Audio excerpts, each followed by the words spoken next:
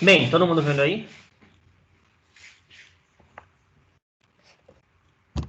Pessoal, todo mundo vendo aí o slide?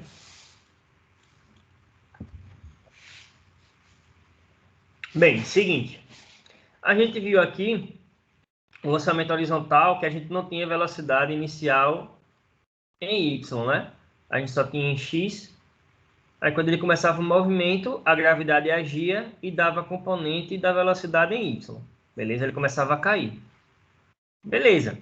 Agora, a gente vai começar a analisar o movimento oblíquo. Quando eu lanço obliquamente aqui, eu tenho velocidade inicial tanto em X, tanto em Y. Beleza? E aí que as coisas começam a ficar um pouco mais interessantes. Por quê? Porque agora o corpo sobe e desce, tá? E a gente vai analisar o que acontece em cada momento aí desse movimento. Tranquilo? Todo mundo ok?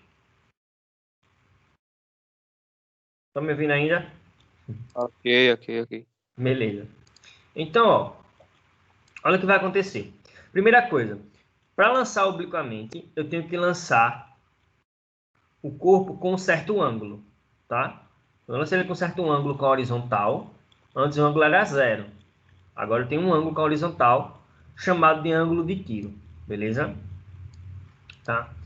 Eu não gosto dessa colocação, ó, soa meio agressivo, né? Ângulo de tiro, mas você pode chamar ângulo de lançamento também, beleza? Então, esse ângulo representado por essa letra grega aqui, o θ, esse ângulo vai determinar as relações que eu tenho da componente em x e da componente em y. Lembre que é um vetor, certo? Então, eu posso decompor ele em seno e cosseno, tá? Componente x e componente y, lembra disso? Beleza. Então, ó, quando eu lanço ele com um ângulo, eu já tenho inicialmente a velocidade em x e a velocidade em y. O que é que a gente vai fazer? A gente vai analisar os dois novamente para ver o que está acontecendo, certo? Então, alguns fatores principais para a gente começar a analisar esse movimento. Primeira coisa, esse corpo sobe e desce. E além disso, ele anda para frente, certo? Todo mundo aqui, tá, sabe que quando um corpo está em movimento subir e descer, na altura máxima, tá, para ele poder começar a descer, ele teve que parar. Ficou claro isso para vocês?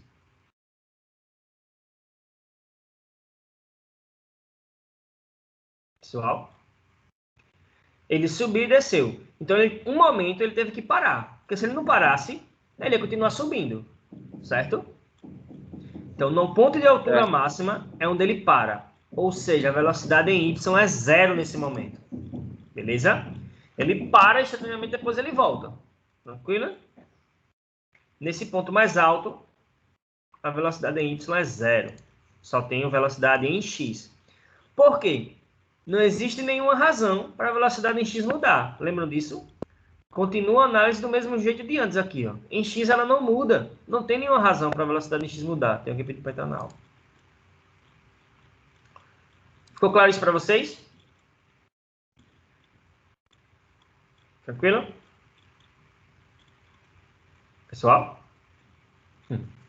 Tranquilo, Outra tranquilo. coisa, outra coisa que a gente tem que saber é a gravidade é a mesma subindo e descendo. Concorda comigo? Uma hora ela está atrapalhando quando ele está subindo, a gravidade atrapalha o movimento. E outra hora a gravidade ajuda quando ele está descendo. Só que a gravidade é a mesma, tanto subindo quanto descendo, certo? O valor não muda, o jeito dela não muda. Então, olha como é interessante. O tempo que o corpo leva para subir é o mesmo tempo que ele leva para descer. Ficou claro isso para vocês? Sim, sim. Se levou 2 segundos para subir, ele leva 2 segundos para descer. Então, o tempo total do movimento é o tempo de subida e o tempo de descida. Tranquilo? Somos 2 e eu tenho o tempo total do movimento. Tranquilo? Outra coisa que a gente tem que analisar. Em mesma altura aqui que eu tiver, nas mesmas alturas, eu tenho a mesma componente de velocidade y, o módulo, o valor, é o mesmo, tá? A velocidade que ele passa aqui, subindo, se eu pegar a mesma altura, ele passa descendo, com o mesmo valor de velocidade. Ficou claro isso para vocês? Então, a velocidade que ela sai do chão é a mesma velocidade que ela bate no chão. Ficou claro?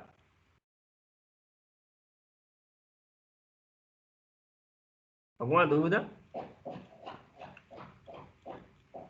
Não. Só um detalhe, né? É óbvio que quando está subindo, o vetor velocidade em y está para cima. Quando está descendo, o vetor velocidade em y está para baixo. Só isso. Mas o valor é o mesmo, se for a mesma altura. Certo? Tranquilo? Então, ó, isso ajuda bastante a gente. Por quê? Porque se o tempo de subida é igual a descida e em mesma altura tem a mesma velocidade, eu posso analisar só a metade do meu movimento aqui. Porque a outra metade vai ser exatamente igual. Entenderam?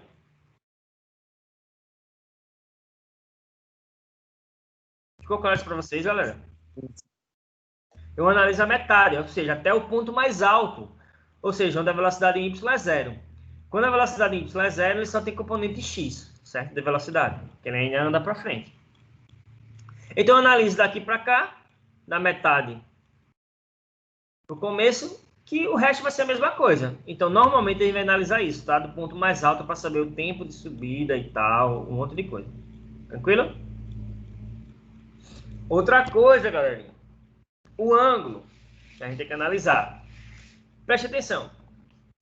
Se tivesse só deitado aqui, esse vetor velocidade, ele não ia subir, certo? Só ia andar para frente.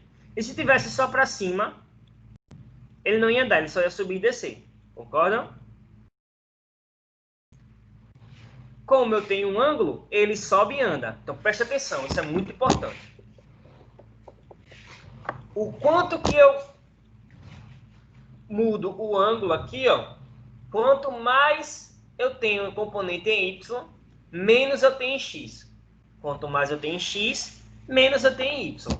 Ficou claro isso para vocês?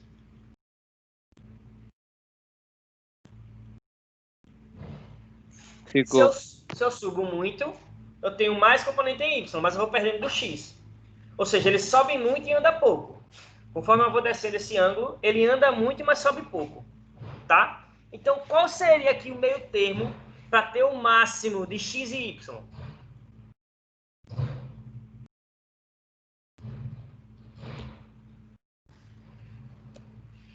E aí?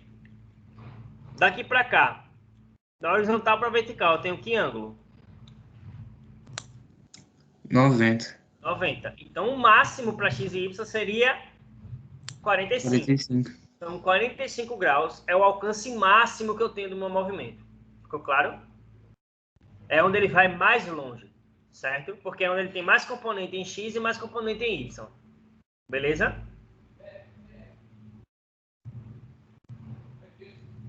Tranquilo? E além do mais, não só é o maior valor para componente x e y que eu tenho aí, como são iguais. Por quê? O seno de 45 e o cosseno de 45 tem o mesmo valor, que é raiz de 2 sobre 2, certo? Pessoal, tá atrapalhando muito o barulho aí? Não, que boa. Eles que estão começando a escavar aqui a rua e tá uma barulheira. Enfim. Então, ó, alcance máximo 45 graus, porque a componente em x é igual em y, porque o seno e cosseno é o mesmo. Aí é que vem a sacada, preste atenção. Vocês lembram do lance lá do seno e cosseno serem iguais quando a soma dos ângulos dá 90 graus?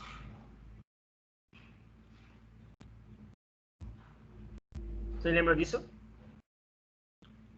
O seno de 30 é igual ao cosseno de 60, né? Somando os dois, dá 90. Pronto. Então, o que vai acontecer? Se os ângulos, preste atenção, isso é muito importante. Se os ângulos, a soma derem 90, o alcance dos dois é o mesmo. Ou seja, eu vou jogar essa bolinha aqui com um ângulo de 15 graus. Vamos supor que ela caia aqui, certo? Se eu jogar essa bolinha, tá? Com um ângulo de 75 graus, ela cai exatamente no mesmo ponto. Porque a soma dos dois dá 90.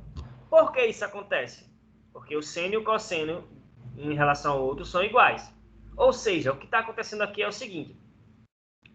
Se eu coloco com 15 graus, ele sobe pouco, certo? Ele anda muito, mas sobe pouco. Aí ele bate aqui no ponto.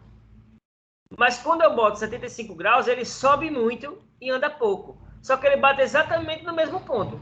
Porque ele passou mais tempo subindo e descendo e andou menos. Aqui ele andou muito, mas passou pouco tempo subindo. Mas eles batem exatamente no mesmo ponto. Com o do 45 graus. Beleza? Porque a soma dá 90. Ficou claro para vocês isso aí?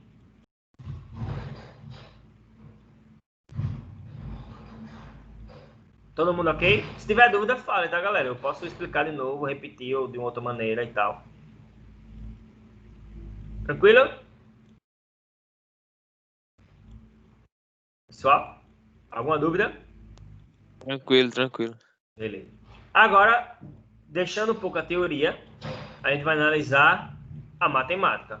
Beleza? Vamos lá. Os eixos, tá? A gente analisa da mesma maneira de antes. Então, por exemplo, não existe razão para a velocidade em x mudar, certo? Não existe. Então, o que é que eu faço? Eu sei que é um movimento uniforme. Então, eu uso a equação do movimento uniforme. Ou seja, o alcance dele aqui em x vai ser a velocidade em x vezes o tempo. Porque a velocidade em x não muda. Em qualquer momento, o x é o mesmo, a velocidade. Tranquilo?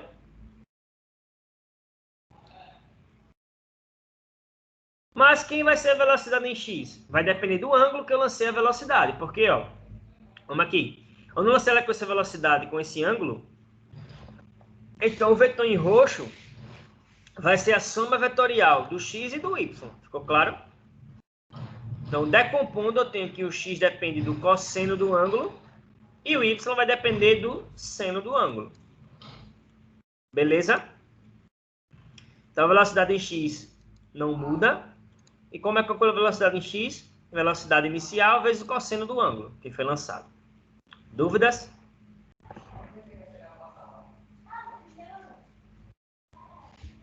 Não.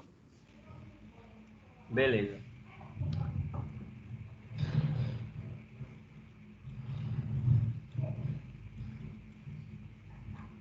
Rapidinho, tá, pessoal?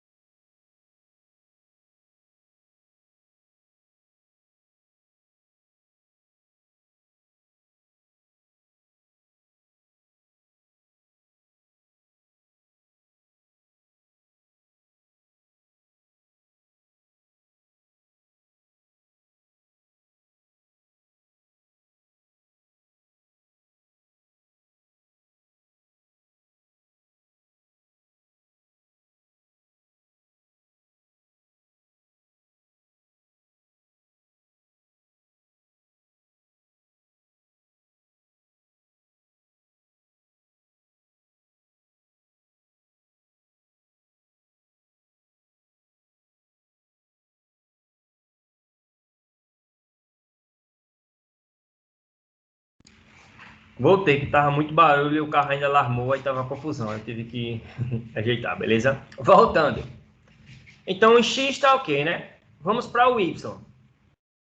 O y a análise é um pouco mais complexa, por quê? Ele sobe e desce, beleza? Então, vamos analisar o que acontece aqui e as equações que a gente usa. Então, vamos lá. Subindo, ó, ele sai com a velocidade inicial em y, que depende do ângulo. Então, nesse caso, o componente y vai depender do seno desse ângulo, certo? Só que a velocidade em y vai mudando, é um movimento uniformemente variado. Então, ó, assim que ela sai, ela começa a diminuir. Porque a gravidade está para baixo, ela vai perdendo velocidade, perdendo até chegar no ponto mais alto. No ponto mais alto, a velocidade em y é 0, beleza? E assim eu acho o tempo que ele levou para subir. Tranquilo? Alguma dúvida por enquanto? Tranquilo. Quando chega no ponto mais alto, aí a velocidade em y começa a inverter o sentido. Estava para cima, foi diminuindo, diminuindo, diminuindo até chegar a zero. Aí no ponto mais alto é onde eu tenho o menor valor de velocidade, porque só tem x, certo? Aí ele começa a inverter, começa a ir para baixo, aí vai aumentando.